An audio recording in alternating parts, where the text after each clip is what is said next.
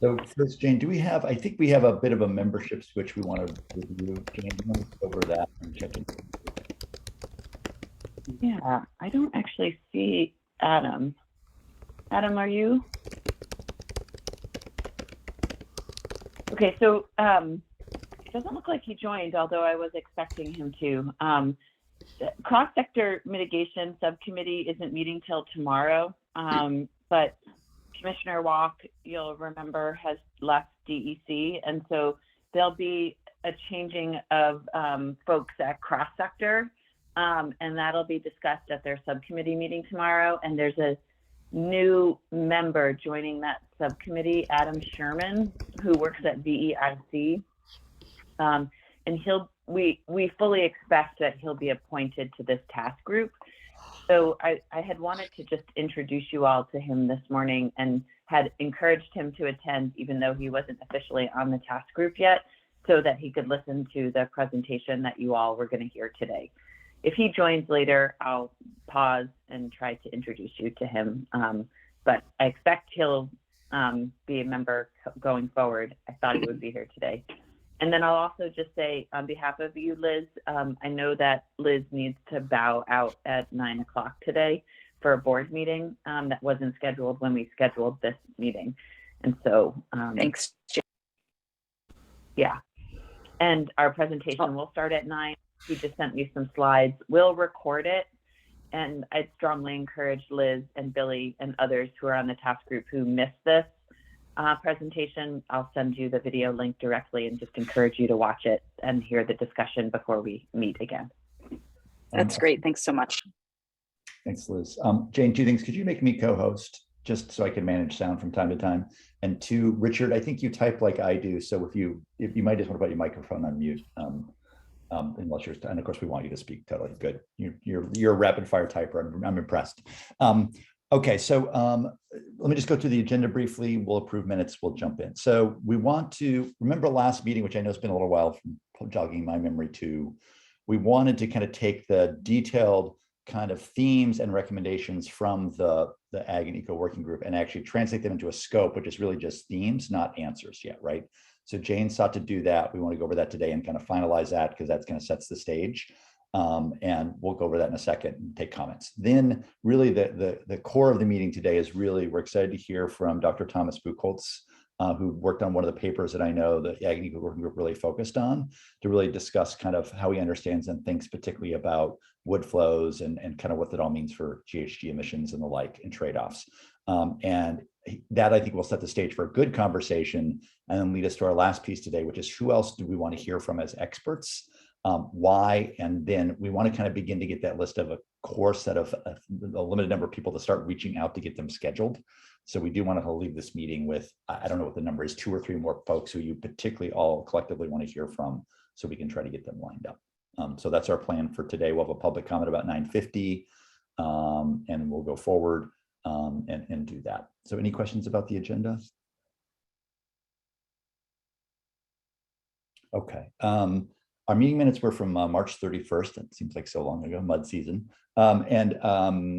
Any additions or corrections to the minutes from the very end of March that people have?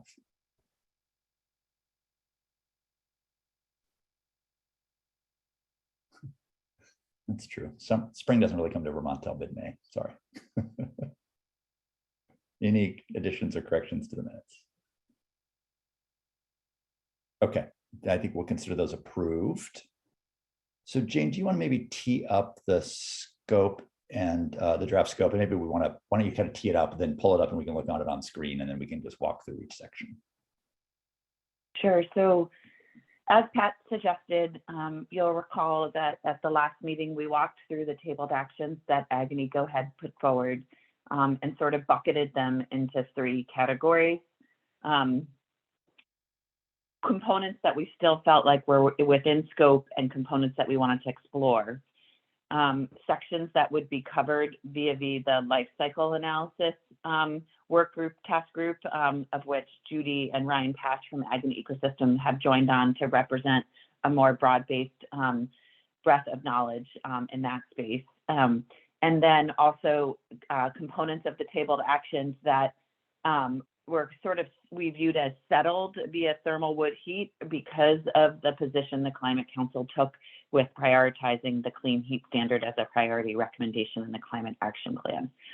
So those components of those tabled actions that were considered within scope for this group to further explore, largely related to biomass and the biomass facilities for electricity generation, and questions around sourcing and procurement and impact on forests and management. I took those, and the way they had been drafted, as you would imagine from Ag and Eco, were as determined outcomes. And so I did my best to sort of change them into an active voice of exploration on behalf of you all. I circulated it to everyone here. I got comments from a handful of you, and have what you see now linked in the chat and on the website is my best attempt at addressing the comments that you had sent to me via email or in track changes to try to hopefully get us to what would be a final scope for us to think about over the course of the next few months. And hopefully that scope will help us with the component on the agenda later today, thinking about how we want to move through a progression of inviting in experts and learning as a collective group over the course of the next few meetings.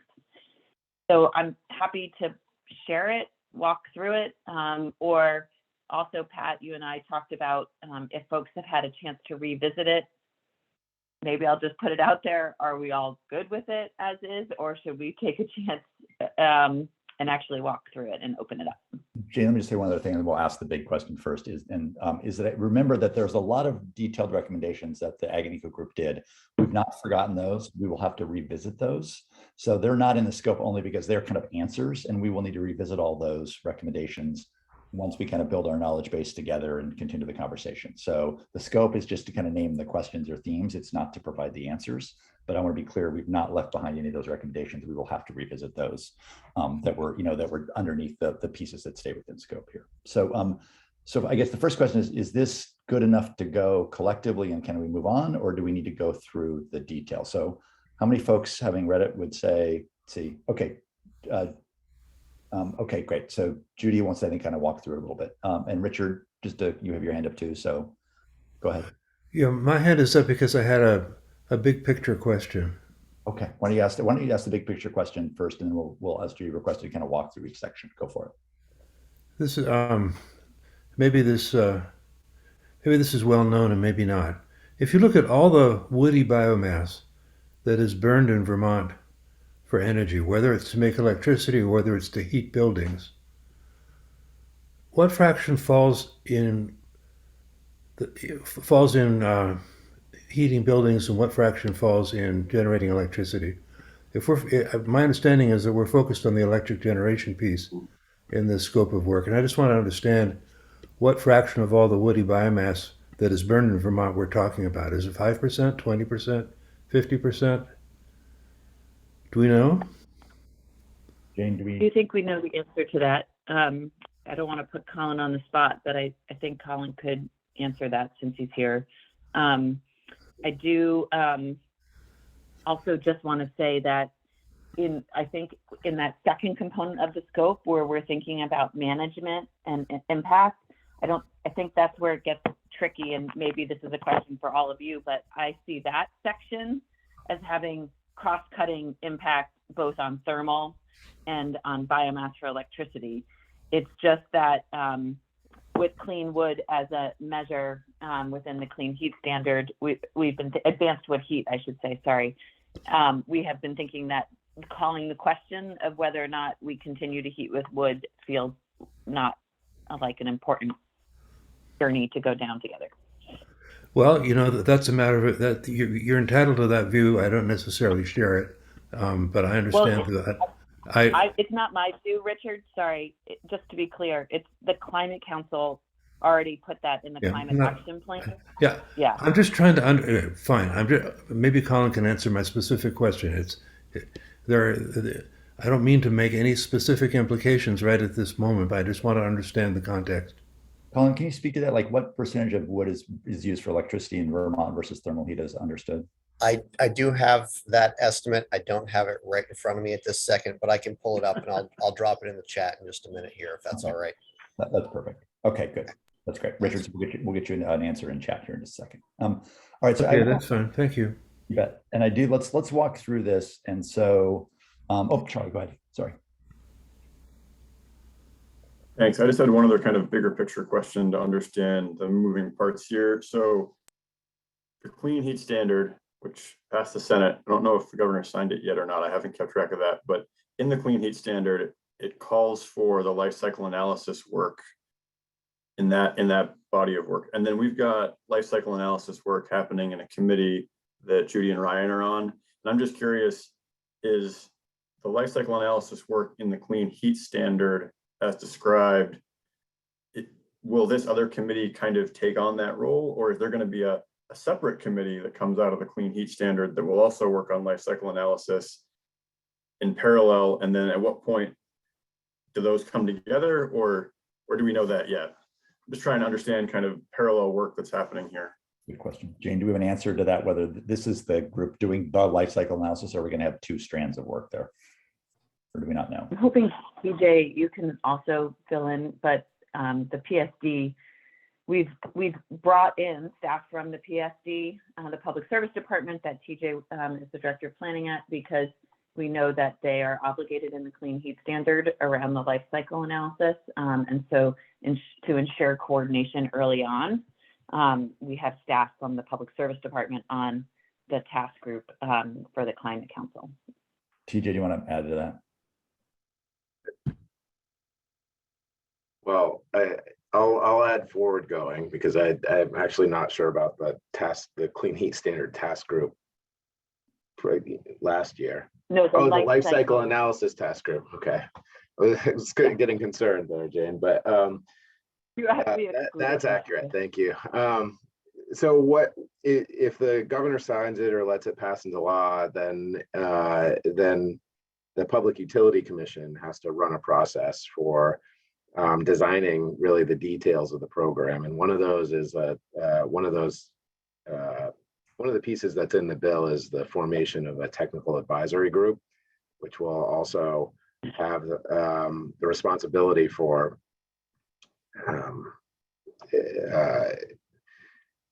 determining, I guess, the amount of credits, clean heat credits, that are acquired by a kind of a biomass or any installation.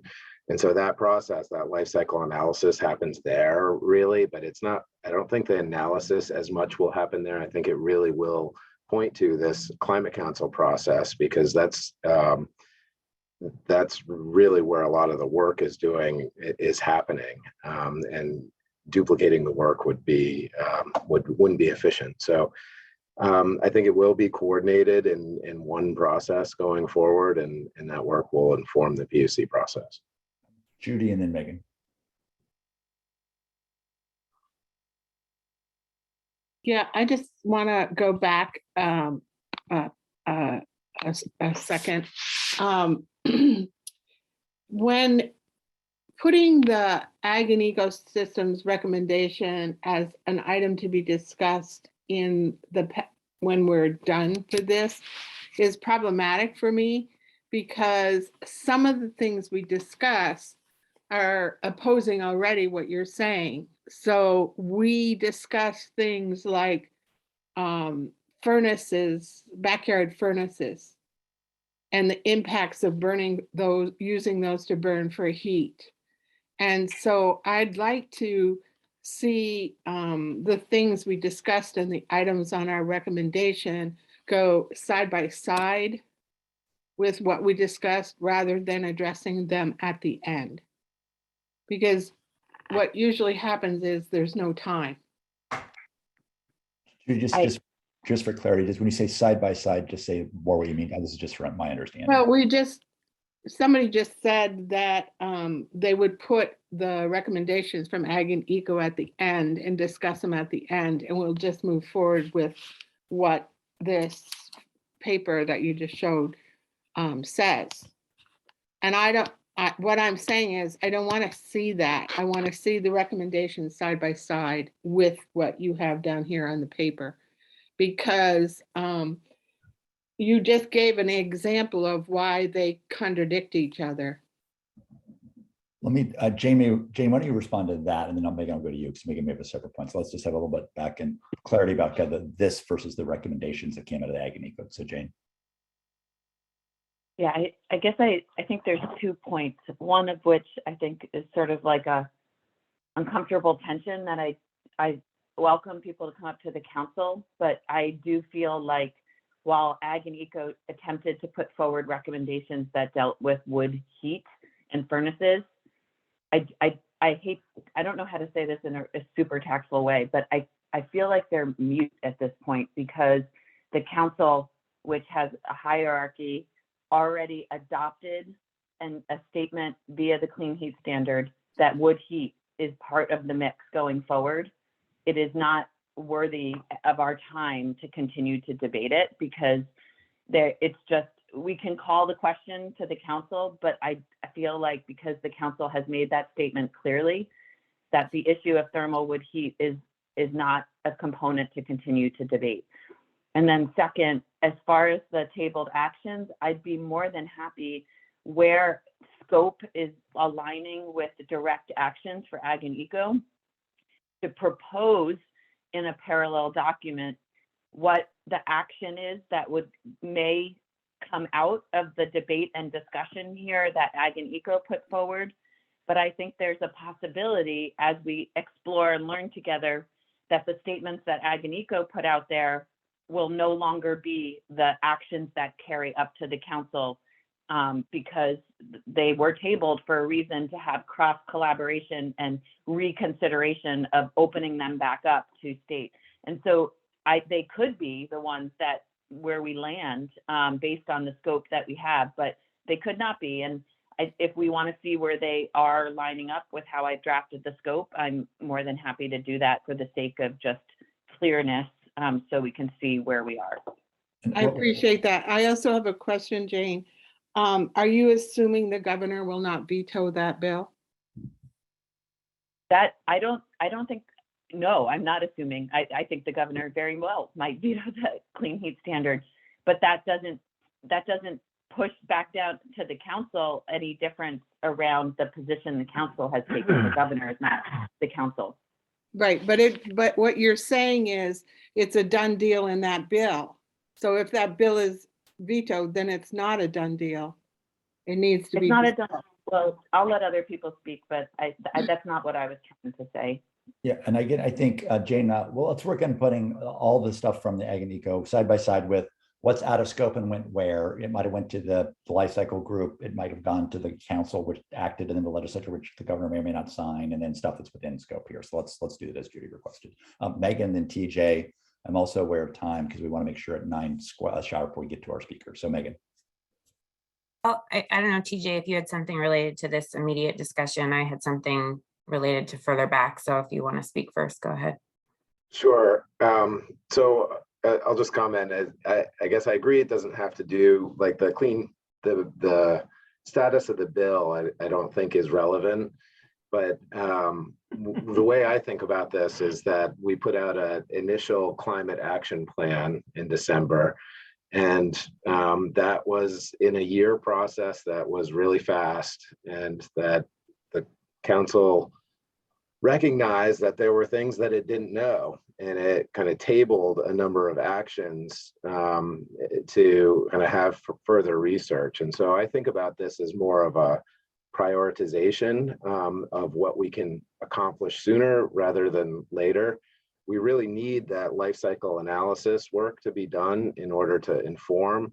And I think it's well within the scope of the Climate Council to kind of, I don't even know if it's changing their mind or that's not the right phrase, but to kind of shift in its emphasis maybe is a little bit better way to put it, in going forward and saying, hey, we have this life cycle analysis that says X, it changes our understanding for the impacts of wood heat or whatever resource. I mean, it applies to anything, I think.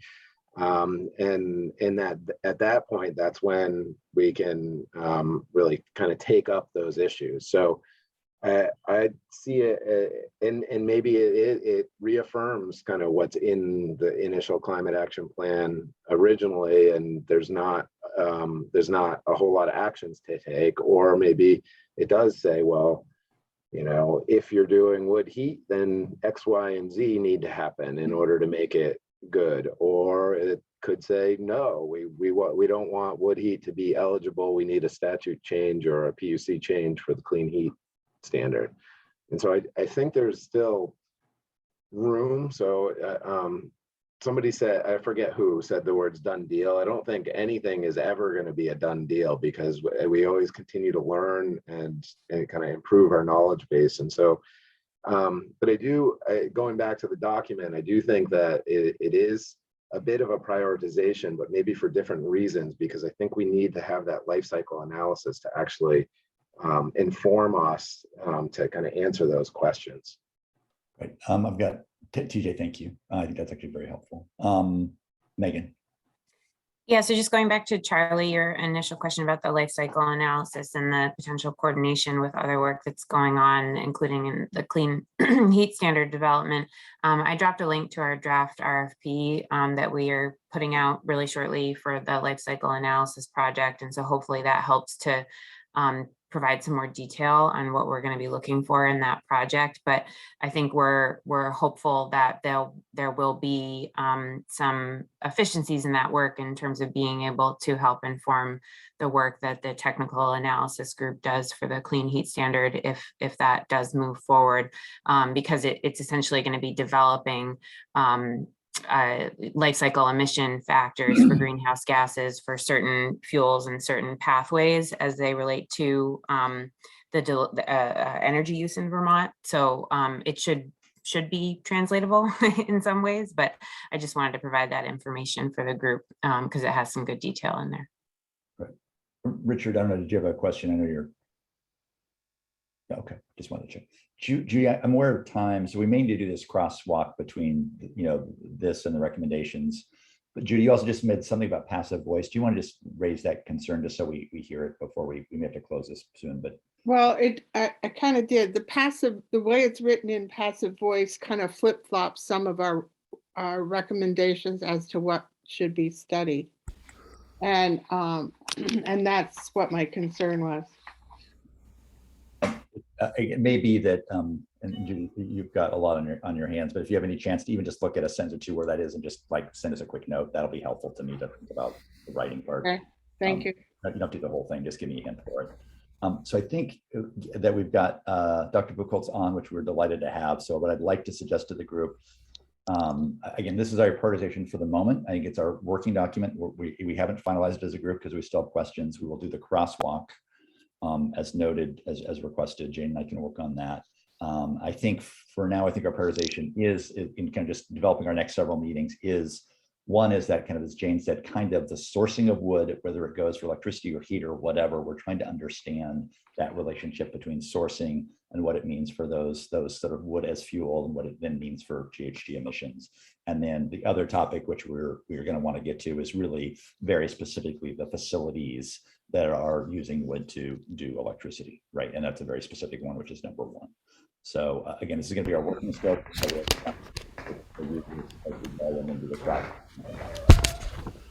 Okay.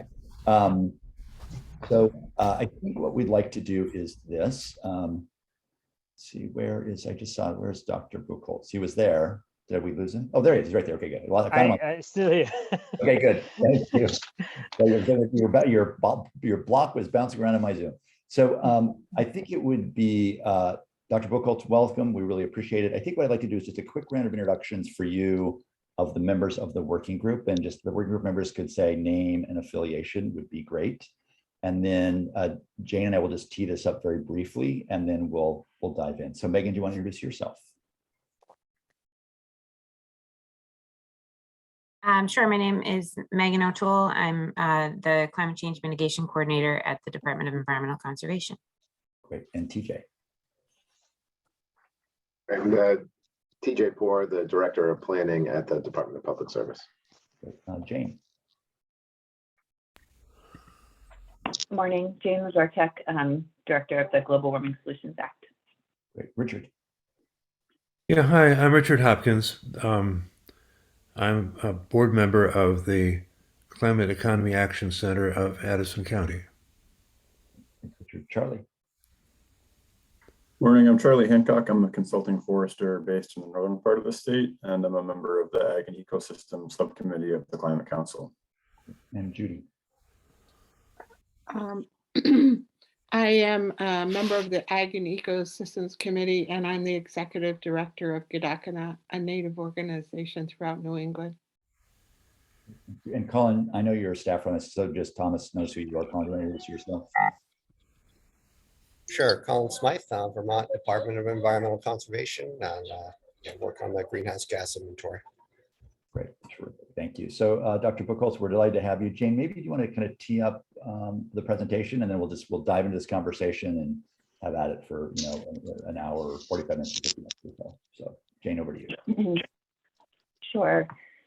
Well, I really appreciate making the time to be here today. I think he's calling in from Europe, so we really appreciate you fitting us in. And I had the pleasure of catching up with Dr. Buchholz last week to sort of orient him to your work, to where we are with the Climate Council, and what this group is attempting to do with revisiting the actions for inclusion in the Climate Action Plan coming this fall.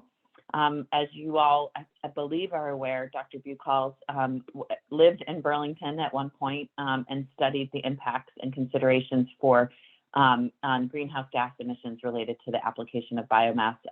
Specifically, his paper deals with pellets, but I believe Dr. Buchholz will be speaking more broadly about biomass and the implications for a carbon benefit or challenge in northeastern forests. So appreciate him making the time. I know you have a short presentation. I have it open also if you want me to walk through it, if that's helpful, but you should have capacity to share on Zoom yourself too, if it's easier for you to drive. Sounds good. Thanks so much, Jane. And thank you everyone for introducing yourselves. It's really helpful. Jane is right. I'm in Germany right now, and my bandwidth is limited, so is my camera. So apologies for having that off. I tried to make it work. It's not working. I think it actually is powerful to have faces in front of you. So I'm sorry, it's not working. I want to stress again what Jane also just said here with my connections to Vermont. I lived from 2007 to 2011 in Burlington, Vermont. Was an affiliate with the university, still have the affiliation with the Gund Institute there, and very close work relationships with some of the folks in Vermont. Same with John Gunn, who is at the University of New Hampshire, Mark Ducey, University of New Hampshire. So there's a lot of exposure that I still have in the Northeast that I hope is relevant to you all. When Jane reached out to me, one of the key papers I think that Jane pointed out to was on wood pellet heat, and that's a paper that I want to use a little bit to use as a red line through my when I share my thoughts now with you on bioenergy and GHG impacts in the Northeast. But a lot of what's in there is in the end also applicable to electricity generation, combined heat and power at different scales. And I'll try to make that a little bit more, to broaden that and make a case why, where science is, I think, and where you can make general statements and where you cannot make general statements as it comes to biomass and GHG impacts. This analysis of biomass and forests has been at the center stage of my career since 2000. When did I graduate with a master's? In 2003. I did my PhD on that very topic in upstate New York in Syracuse. And it has been with me ever since. I am based now in Missoula, Montana. That's maybe the last snippet of my biography to put in here, and continue to work on that nexus of energy, forest carbon dynamics and everything that relates to it. So I'll try to share my screen now. Jane, if that doesn't work, I might rely on you. I made a few changes to the presentation since I talked to you, but let's see if this works. I might also, as I do this, because I have a small screen, not see you guys anymore. So you might need to just speak up, please, at any time as you have questions. Right, I'll try this. We see the draft version, not presentation view, but we can see it clearly. Okay, very good. And I see you as well. Good. Jane, help me again. What was the time that we have for this conversation? We have 45 minutes total. So Okay. for presentation and discussion. Thanks. Okay. So again, I just put in a few slides here. I really see that as a conversation that I hope we can have, and I can hopefully help you to think through some of the details. None of that should be used as a predefined presentation here. I really tried to put these slides together more to guide that conversation. Please chime in at any time, and I hope I take it off to a good start here. The way I understand your task is to look at greenhouse gas implications of mostly electricity generation. Is that correct, Jane? Yes, and but we are thinking of as we were just discussing, in an order of prioritization, first around the impacts around electricity, but recognizing it's all intertwined, also thinking a bit about thermal heat too. Okay. Okay. And Thomas, this is Patrick Field. I'm just the facilitator. What I'll do is, if people have questions, if people could raise their hands, just because we're, and then what I can do is I can call on you and I can interrupt Dr. Buchholz, and we can try to have a conversation as needed. So just use the hand raise function, work with members, and we can get the conversation going as needed. Sounds good. Please interrupt anytime. Yeah. So I use a few slides here, a few snippets or screenshots of a paper that we published a few years ago with my colleagues, John Gunn, University of New Hampshire, and David Tsai, University of San Francisco, on wood heat in the northeastern US. I'm using this paper again because I thought there might be some helpful graphs in here that could guide this conversation. All the pieces that come here together in the end also apply to electricity generation or heat and power. Sometimes with different metrics that you would use, and sometimes with different outcomes for sure as well. But the underlying structure when you do these kinds of analytics on life cycle assessments or greenhouse gas emissions accounting for forest products in general, but bioenergy in particular here, it's always the same piece that you approach. And one of the key first considerations as you walk into these analytics are your baseline assumptions and the alternative future assumptions. And this is now a slide that I tried actually to automate a bit, and it clearly didn't work. But I want to focus you first maybe at this baseline forest sector assumption. And for this paper, what we did is that we tried to outline what's happening currently in the forest. What would be a forest dynamic as you continue doing what you do right now? So that means that you have some harvest activity in your forest. You assume that there is no change to it. This could be, in this case, when we looked at this could be that there's, for instance, a pulp industry still in Vermont, but it might be more a shift than from pulp products to more bioenergy, meaning that the same material that you had dedicated to pulp production would now go more towards pellets or wood chips. But it wouldn't impact in the end anything that you do in the forest.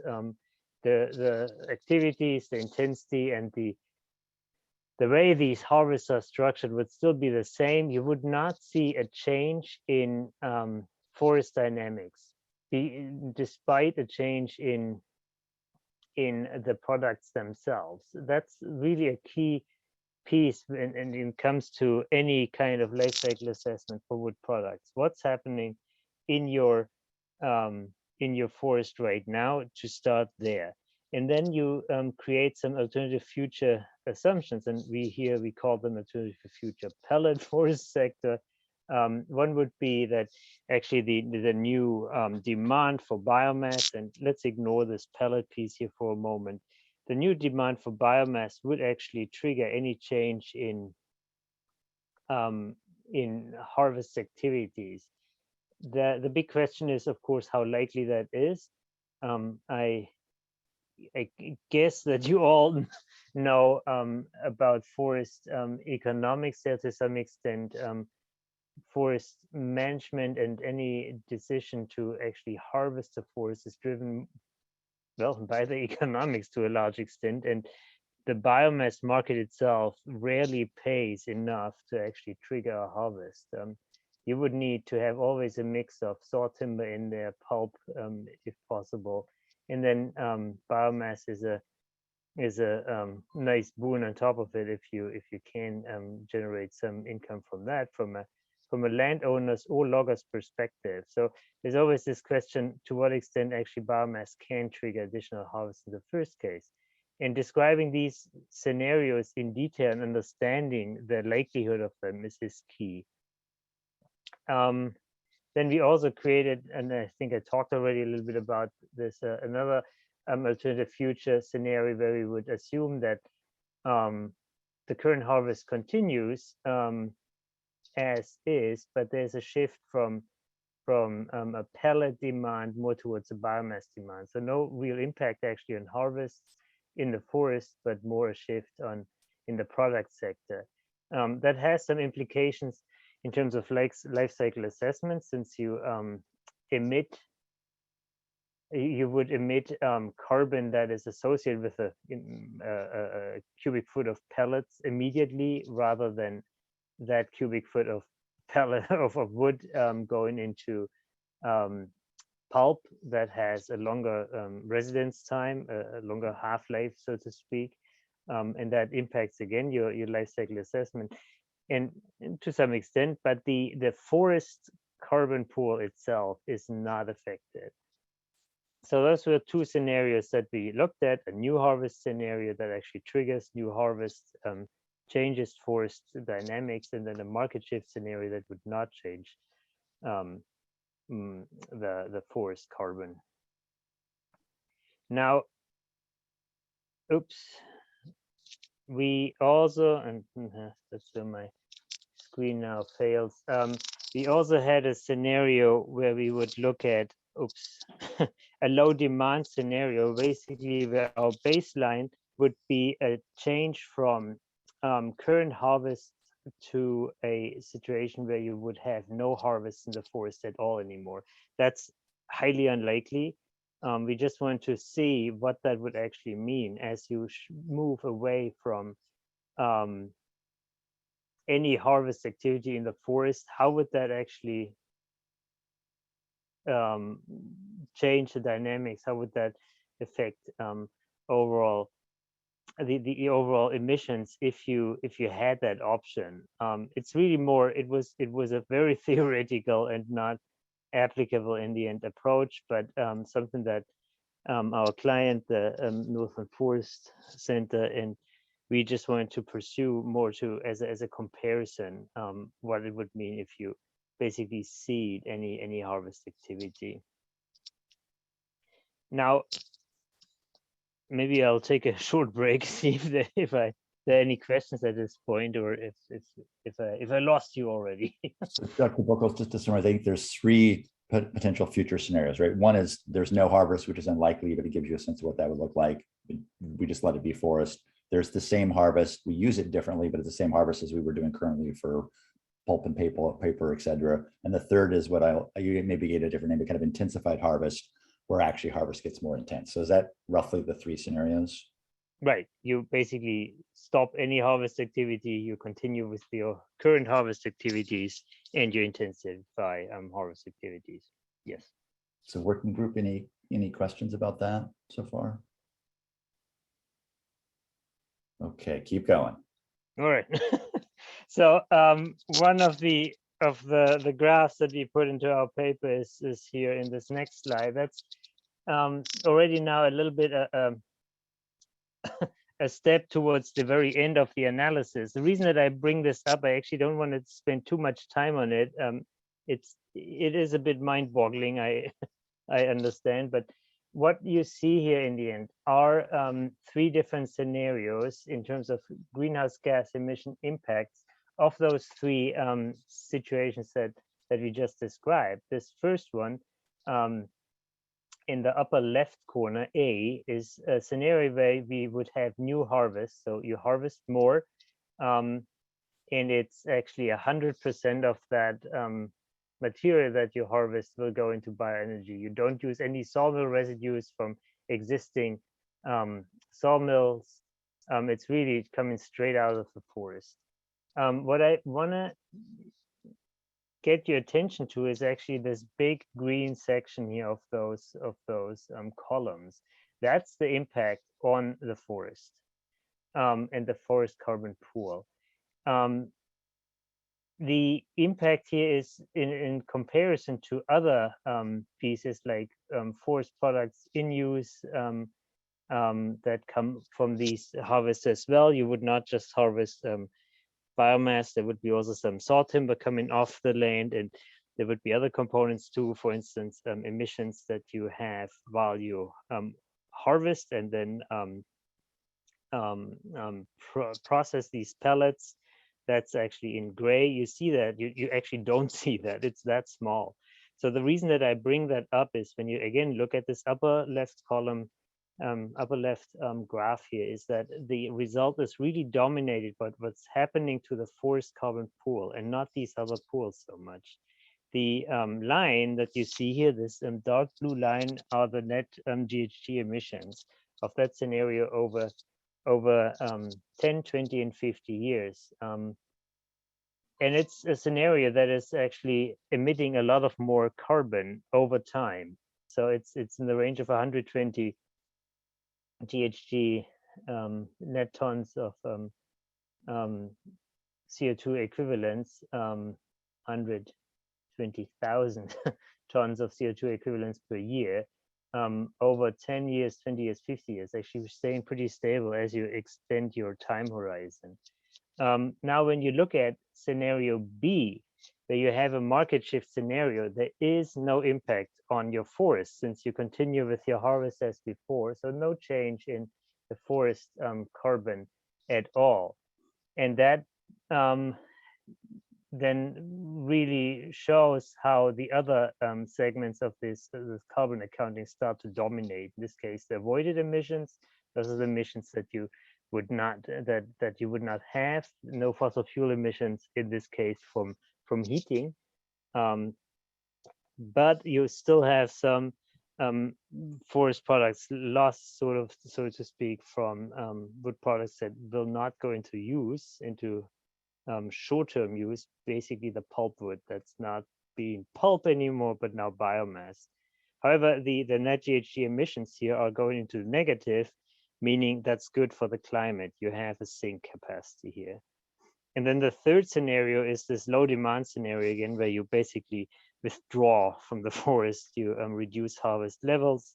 And again, it's highly impacted by the forest carbon pool. However, look at the scale of the y-axis. Now you're dealing with something like 20,000 tons CO2 equivalents per year, and not with 120,000 tons anymore. So again, the reason that I bring up this graph is not so much that you now start to dive into details of these different scenarios. What I really want to focus you on is that the forest carbon pool and the change to the forest carbon pool really drives results. And any assumption that fiddles with the forest carbon pools, as well as uncertainties around the forest carbon pool, is where our focus should be as we think about the impact of greenhouse gas, of bioenergy in general on greenhouse gas emissions. I'll take a quick break here. Questions from the working group? Just, put up your hand and we'll call on you. Judy. I just have a question around your definition of pulpwood. So we've discussed, live trees, dead trees, limbs, all of these different things in what's being used for pellets.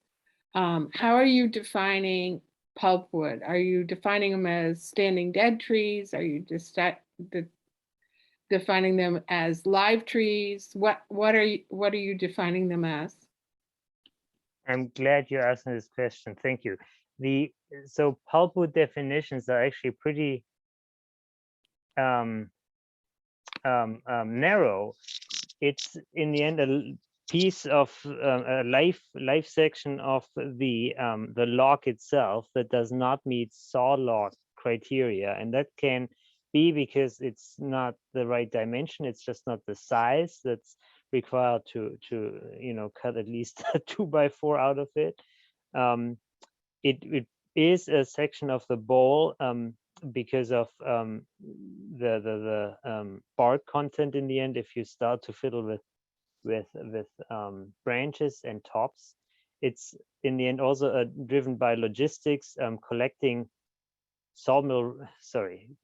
forest operation residues is very difficult and intensive, and with those residues, I mean, again, it's tops and branches.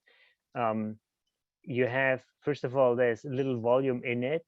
Second, it adds a lot of logistics or logistical requirements to an operation to take that stuff out of the forest, compared to a log where you have already everything densified in one section that you can easily grasp with your machines and pull out of the forest. So it's, in the end, it's a section of the log, of the live log, that does not meet saw timber criteria. Does that help? So in other words, you're saying it doesn't have economic value. It does, but it does not have the same economic value as a section of the log that meets saw timber standards. And actually, saw timber, any part of the log that meets saw timber standards is, you're talking about a multitude of value in that. For pulpwood, you get a small fraction for the same volume. Thank you. I've got Richard and then Adam. And Adam, once you go, we'll have you introduce yourself too. But Richard, you first. Yeah, hi. Thank you for coming so far, so to speak, to talk to us. Can you talk a little bit about how Forgate calculates the GHG emissions under these scenarios? Can you just say a bit more about how that works? I haven't looked up the Forgate reference.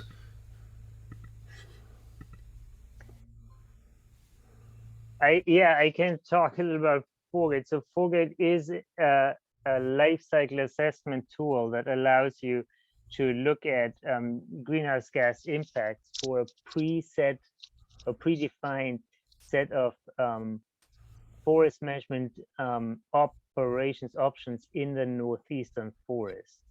And it basically breaks down, it simplifies the analysis, because what you would need to do every time you do these kinds of analytics is to run a forest growth and yield model like the forest vegetation simulator from the Forest Service on a set of stands. So you need to first collect your plots, identify those plots, identify your management scenarios, and then run them. And what Forgate does is that it has already those pieces pre-picked, the plots, the management decisions, management scenarios, and then you can basically run this all through a Excel spreadsheet and then analyze how a change in forest products would change the overall dynamics. If you want to include wood product substitution when you think about steel and concrete for buildings or not, or electricity mix, and you can then go more into sensitivities without a massive effort that goes into modeling. I'm not sure if that really answers your question. Well, no, that's very informative, but it's actually not quite what I was asking about. Um, it's been proposed that we should be using a global warming potential bio for releases of greenhouse of carbon dioxide from burning wood for heat or for electricity, where the GWP bio would be in the range of 0.4, 0.5 to allow for the gradual replacement of CO2 that is released from burning by growth in the forest. You'll have to excuse me. I'm an epidemiologist, and so you're getting the basically a layperson's questions here. But does every ton of release of CO2 from this model is the assumption that the CO2 lasts forever in the atmosphere? It's an assumption that looks at 100-year impact of CO2 in the atmosphere. So including in the end the decay rate of CO2 as it enters the atmosphere. So you're looking at the impact over 100 years of that CO2 staying in the atmosphere. But and I think, go ahead. It then allows for the removal of the CO2 by regrowth of the forest?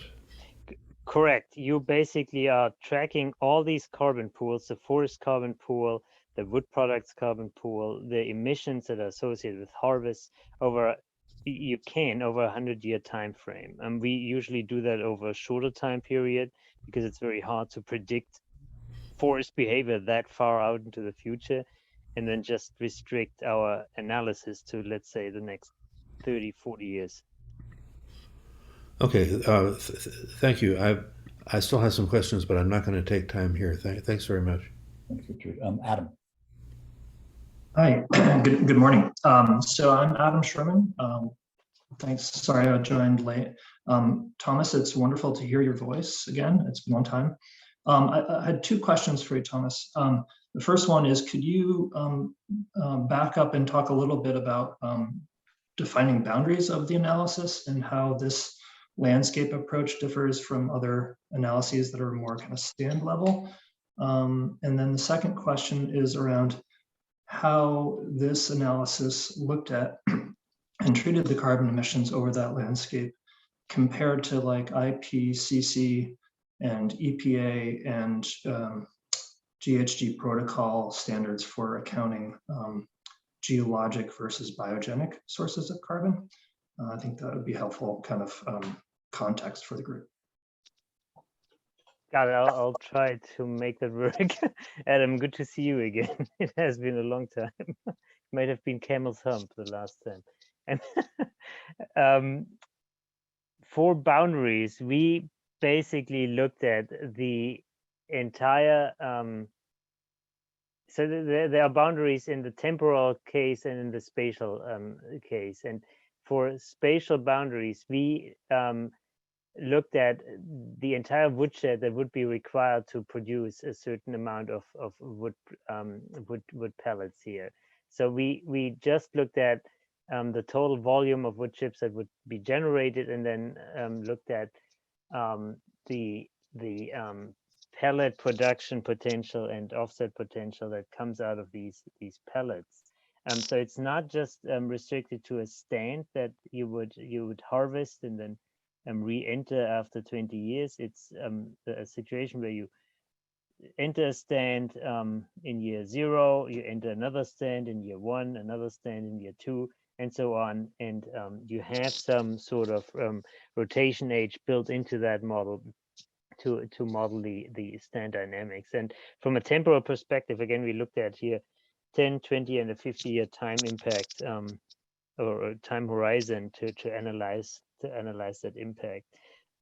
For your other question concerning IPCC or EPA guidelines, that's a tricky one. That's a really tricky one. If you look at ISO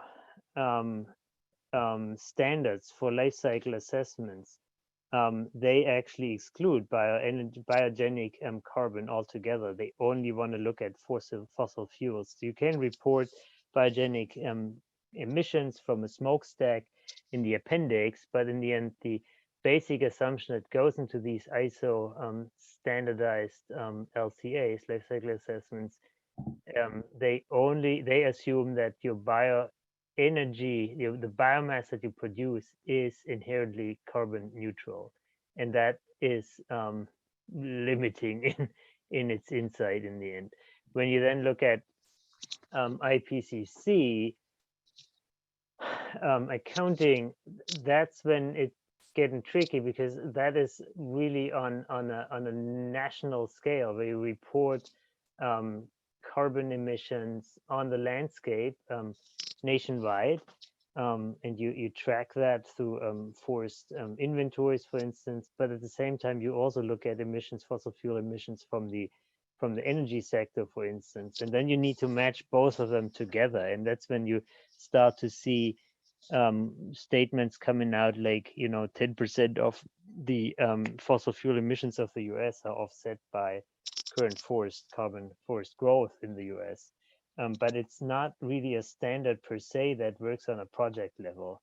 When it then comes to EPA, there was an effort in 2011 to 14, where EPA wanted to create a standard approach for stationary biogenic emissions from energy production, and that has fizzled out a bit. There's no renewed effort right now from EPA to guide actually how you would be able to account for bioenergy carbon. There was then 2-3 years ago a decision by was it USDA or EPA to declare any bioenergy system as carbon neutral, period. I am not right now quite in the full picture where EPA is going with the next way to deal with that kind of not accounting, but how to use bioenergy in a portfolio here, and how bioenergy emissions would be used in more nationwide reporting. Adam, I'm not sure if I hit the nail there. That was good. Sounds good. So just because of time, do you maybe want to keep going some more if you have a few more slides? And this is really, really helpful. So okay, yeah. So I have just a few more slides. I really didn't want to make these slides the centerpiece, more a guide, but one more piece here is now that you, again, when you look at the very first column to your left hand, you see again these new harvests, these three scenarios: new harvest, market shift, and a low demand scenario. And with the next column that's labeled feedstock, you see a mix of pellets origin, where some of the fraction of the pellet would come from sawmill residues versus pulpwood that is actually coming straight out of the forest. So as you shift more of your sawmill of your pellet production or sourcing for biomass to sawmill residues, you would have less of an impact on the forest, for the better or worse. And then as you see that more is sourced from pulpwood, results change over time. And then we report again here in a 10-year time frame, 20 and 50-year time frame. But the big piece where I really want to have your focus on a little bit is the very last column that makes a broad statement around how these scenarios would be in terms of climate impact.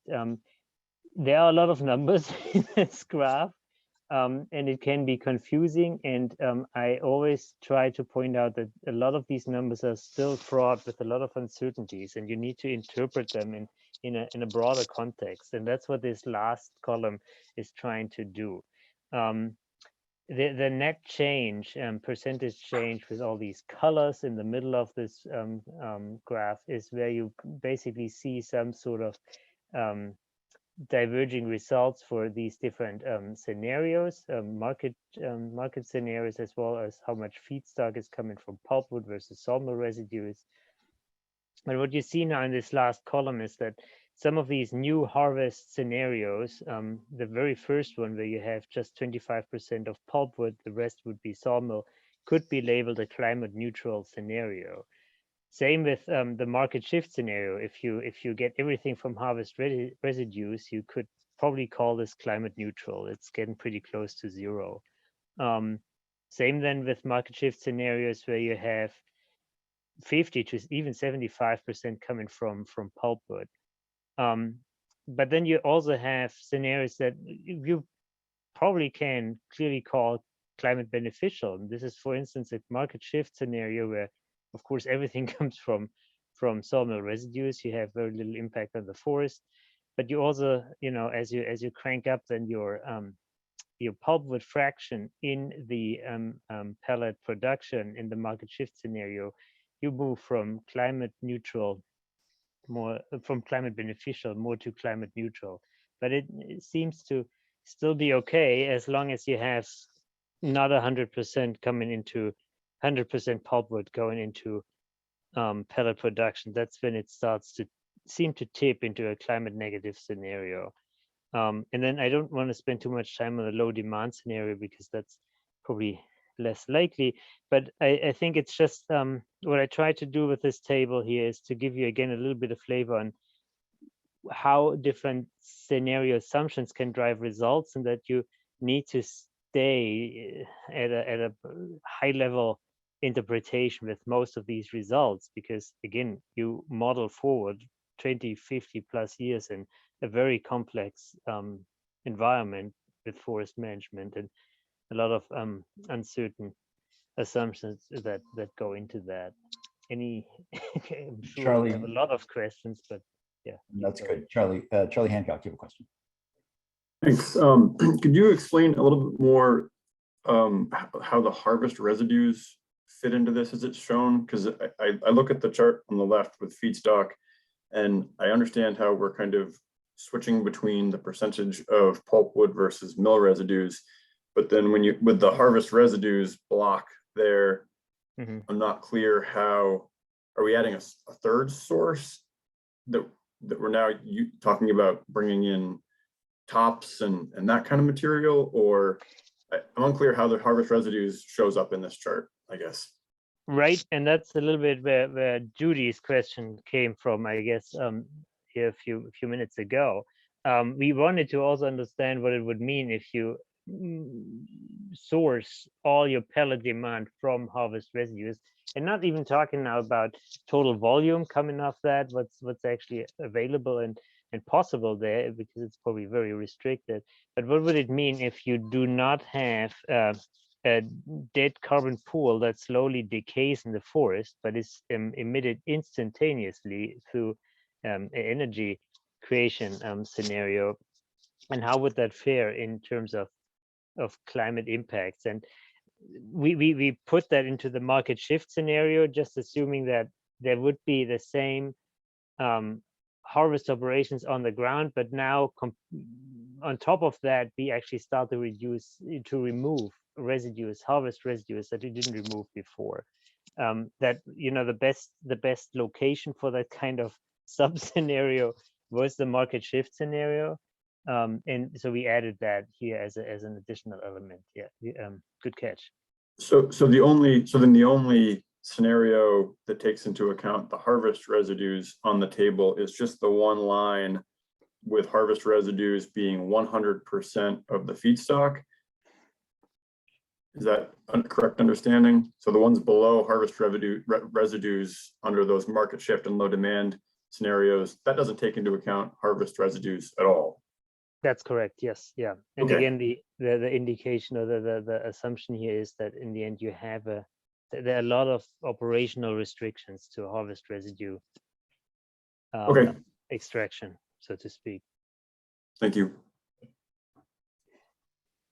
From the Ag and Eco group that where this kind of this, we found your paper and they had good discussions. I think this is where the notion that if you're at least 50% sawmill residue in the market shift scenario, where the general kind of harvesting stays roughly the same, it's where it goes to. That's when you actually have a climate benefit. And the more and more pulpwood you use and the less sawmill residue you use, the less there becomes less and less climate benefit to accrue. Is that correct? That is, I think, a fair statement. Again, as you use only sawmill residues, you don't have any impact on your forest, so to speak, because you don't change any harvest decision, and that gives you a lot of leeway in the end from a climate perspective to work with that material. The tricky part starts when your decision to use biomass starts to impact what you would do with the forest in the presence or absence of that market. That's when it's getting tricky. All right, keep going. So I don't want to talk too much about this unless you guys want to, because it's really focusing on wood pellet stoves. We looked here at the residential level, heat application level for this scenario. There are some interesting components to that. I'm happy to talk about this, maybe in considering that we are running a little bit low on time now. I might also skip that. We can also get back to that. Would that be okay with you, or do you have any? Skip it for now, and we'll come back to there's another Okay. slide or two you want to cover. Yep. So that's actually my last. Go ahead. Can I ask a question, please, about that last chart? Residential heating, is this looking at backyard furnaces? No, we used the assumption here that you would have a pellet stove, pellet furnace, pellet boiler of sort of the latest technology that's probably in your basement or crawl space. That kind of setup. Does that answer your question? Yep, thank you. Okay. Okay. So some key considerations. I actually tried to keep them shorter than they came out then to be, and I'm actually also happy to share that presentation here with all of you. Want to make a few small changes, but I'll send that to you, Jane, after the call. That for me are always the big decision points as we do these kinds of analytics in all kinds of contexts. The first one is that a lot of what I just talked about can be generalized for electricity or combined heat and power as well. This is not tied to heat only. What you frequently see is that when you look at a heat only or CHP scenario, your benefits kick in earlier. You can think about, the carbon debt debate in this context, or a global warming potential being a little bit more favorable for a heat application. That's just out of efficiency questions. You have 80% efficiencies and then more for combined heat and power, heat only versus 30, maybe 35 for electricity only. That really makes a difference. The other point that I want to make is, as you have already existing biomass power plants in Vermont, and that can even include fairly recent ones on college campuses like Middlebury, especially as you have a heat and combined heat and power application. These systems, I would, if you consider to even make any rules retroactively, I would be very careful with that, because these systems have been running already for a while and might have already built a benefit around them as you walk through the decades or years. towards climate benefits. So I think we need to be careful to look at situations that accrue now, decision points that are now happening as you invest into new electricity generation, for instance, from biomass or other sources. And it, of course, is then a different question as some biomass power plants, and I won't mention names now, but age out and need to be replaced. That's a new decision point. And I think there you need to have all the options on the table and start with a new life cycle assessment, so to speak. But as that decision point is not reached yet, lifetimes are not reached or ending yet, I would really think more about forward-looking futures and decisions rather than existing systems. Next point is that your baseline and future scenario assumptions are really driving the results. It's so important and to spend a lot of time and thoughts on what are your what's your situation on the ground, what's likely to happen as you increase potential demand, and that of course is then a question, what would be your future demand, or are there several scenarios for future biomass demand that you think are plausible over time? And is the current biomass market in Vermont, can that supply that biomass, or would it need, or would it actually trigger potentially additional harvest with all the implications that come from that? So that's another piece that I think really drives or should drive policy decisions. Again, the biomass market rarely drives decisions to harvest. It might change how you harvest, and that's just the economic question. And then the last point, I also want to say I have been working over the past 7 years a lot in wildfire adapted forest ecosystems. And there it's actually now getting even more complex as you think about forest health and forest restoration. There you might actually get into situations where additional harvests might be beneficial because they stabilize carbon in the forest. And that's an entire different nut to crack. There are similar potential comparisons or situations in the Northeast, for instance, with spruce budworm or other beetle incidences where you need to integrate that risk for massive shifts in carbon pools, forest carbon pools from live to dead carbon into your decision making, and how harvests might impact that. And that adds another nuance and complexity to these LCA life cycle assessment studies. But that's also something that I, at least from my science perspective, want to keep in mind. And those were the main points I wanted to make. Great. Let me just a quick question from the chat, and I'll say there's final questions from the work group only because of time. Did you figure out, I mean, how does cordwood figure into kind of the mix of harvest, pulpwood, and like I say, did you kind of figure out how cordwood figures into all this? So cordwood for firewood, yeah, is that what you have in mind? Yeah.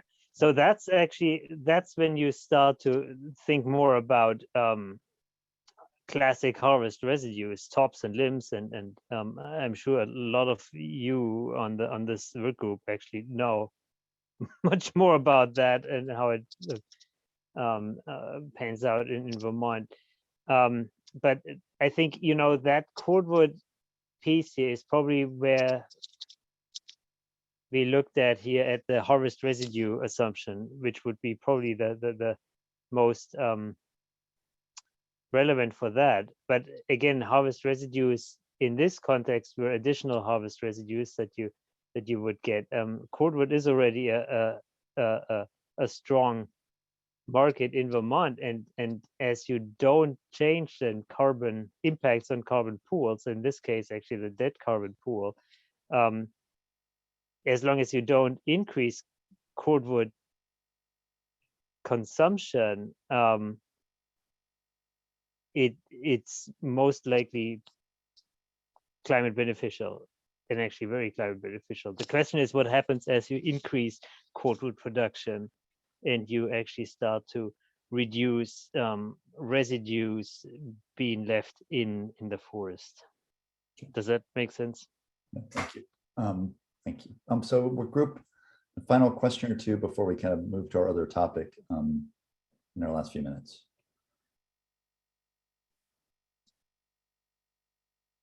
So really, Dr. Buchholz, really appreciate the presentation, really helpful, and also kind of keeping the charts and graphs to just the number to really help us focus. So really also appreciate the way you did that as well. So work group, I think what we'll do is pause for now in terms of this presentation.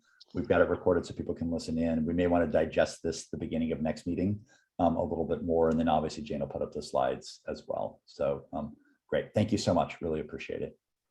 Thank you, Patrick. Thank you, Jane, for organizing. I will send Jane a last version here of these slides, and I would be more than happy to also answer questions in the future. Thanks so much for reaching out. Thank you too. I'll Yeah. feed it. Thank you. Open to that too. My little bit of German. I'm impressed. Thanks. Okay, group. So let's try to do this quickly, maybe through chat. So working group members only to start. Given this presentation, kind of our priority scope, are there additional topics you want to cover or presenters you want to cover, and just quickly put them in chat, and I'm going to talk about them quickly, but I just want to wait to get everybody to get in at once. So if working group members only could use chat to name either an individual you want to come talk or just a topic you want to cover, you're not sure who would cover it, I think that would be helpful. And just quickly put that in chat for me so we can look at that briefly and we'll talk about it.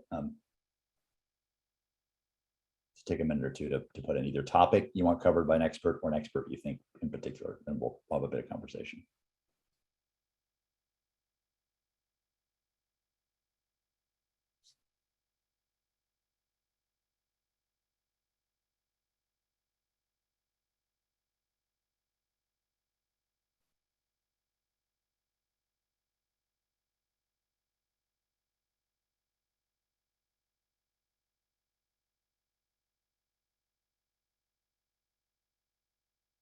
Great, thanks, Charlie. Thanks, Judy.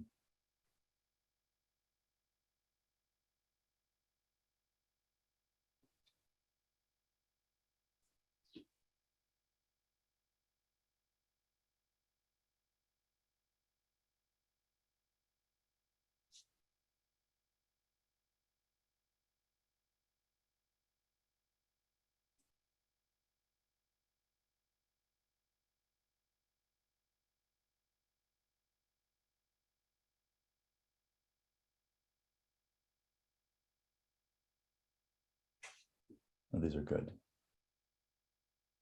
So I think, one, as I just note this, as people enter this, I would say one thing is I think, Charlie, thank you for the session about Allie. And I think she also may be working on the life cycle analysis, I think, but Allie's somebody I think we can get more easily. And maybe, we could actually cover that next time if she's available at our time. We could tackle that. And then from Judy's suggestion, we may have to do some hunting around to try to find the right fit. And same with kind of the few other questions that people raised as well. And Bill Keaton is another one, Charlie, as well. We know definitely worked on this. So maybe we need to kind of talk with him and figure out kind of what he might cover. And then some of these other topics are good. We just need to figure out who, which Jane, that maybe falls homework to us to kind of try to track some names down. Does that make sense? Okay. So I can help with trying to find some Indigenous folks. That'd be great. So Judy will reach out to you directly about that. And then TJ will think about, I think your point's actually a good one. We'll just have to figure out whether something Bill Keaton can do or someone else we need to reach out to. So we'll hunt around a little bit. Okay. So Jane, I think given our time, that was an efficient way to get out, I think, 2 or 3 speakers and 2 or 3 topics we need to kind of cover. So let's work on that before we meet again. And we might call on Allie first, just because she might be more accessible in terms of our next meeting. And then maybe we can reach out to Bill for the meeting after that, and then find some of these other names. Okay, so we do have, I'll tell you what I want to do is give like just 2 minutes, quick reflection from this group, any kind of takeaways or just questions left after our last presentation, then we'll do public comment and we'll wrap. But working group, just any quick reaction to what we just heard.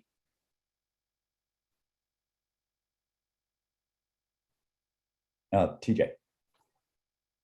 Well, just in relation to the scoping of this, I think one of his takeaways were for existing plants that may have already paid back their carbon debt, existing biomass plants.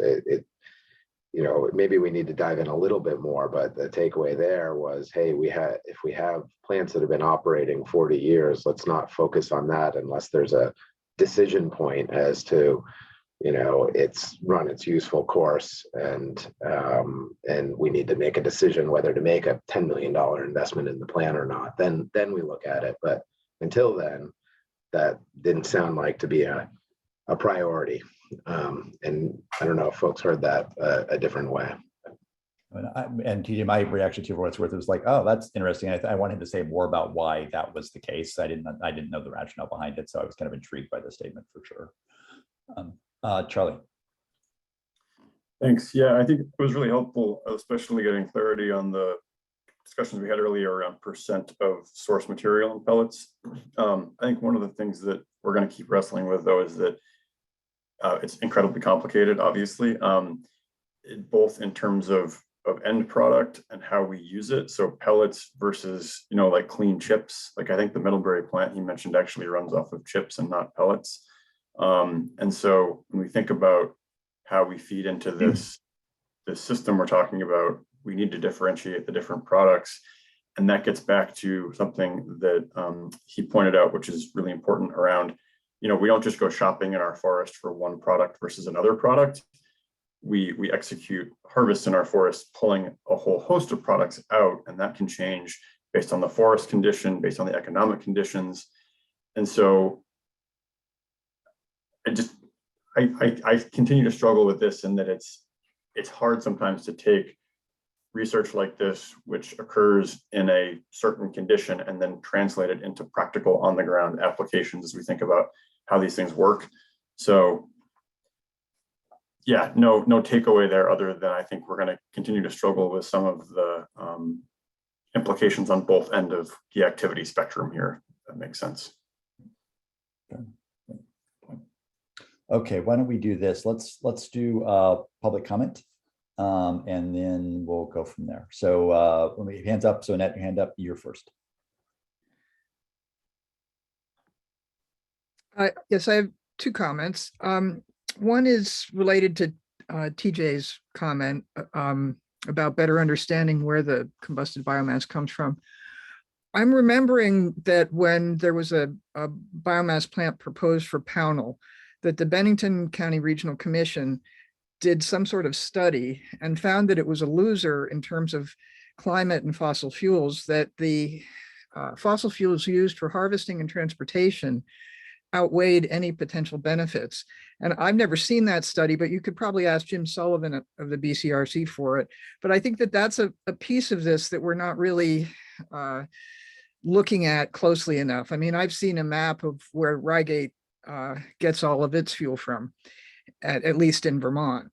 Don't know about New Hampshire. And it looks like there's a lot of trucking going on for that. And, these are big trucks. So is that being incorporated into the discussion? McNeil's use or contracts are posted on EPUC's page for their for the CPG. So that is all available. A lot of it comes from New York. And now my other comment is in terms of looking at speakers and the focus. Boy, I'm hearing a lot of focus on timber. And I'm thinking about the Gund Institute and placing a value on nature and water. And I don't know specifically the speaker to get for that, or the speakers, but I think that there's some people talk about a balance. I'm not seeing a big balance. I'm not seeing a balance here. I'm seeing an imbalance where the focus is on harvesting and forest management. And when do we value nature, and how does that happen? So those are my comments. Thank you. Thank you. Cheryl, you're up next.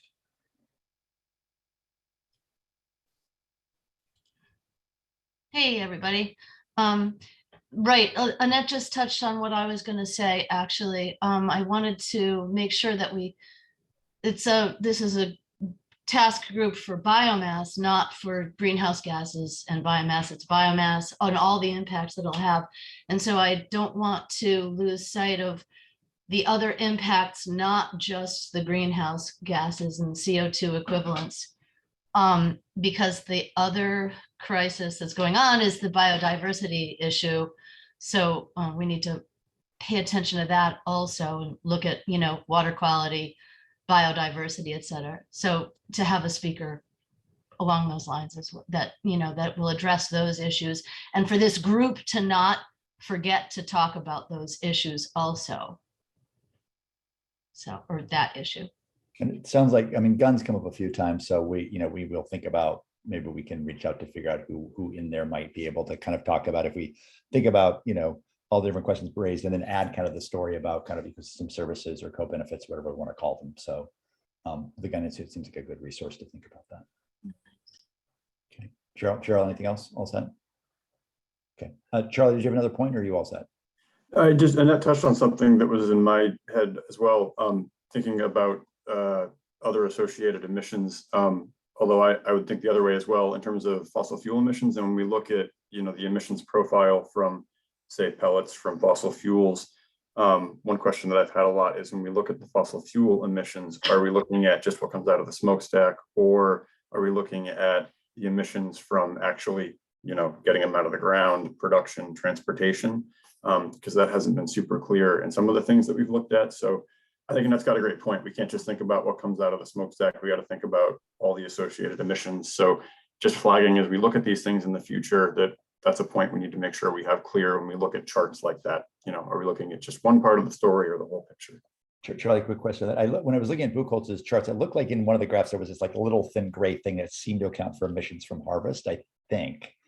Yeah, he had that. The one thing I wasn't sure about, when you look at net change in GHG emissions, is that a net change in GHG emissions based on what's coming out of the stack, or is it the holistic emissions through the actual creation of that fuel source, whether it's gas or oil?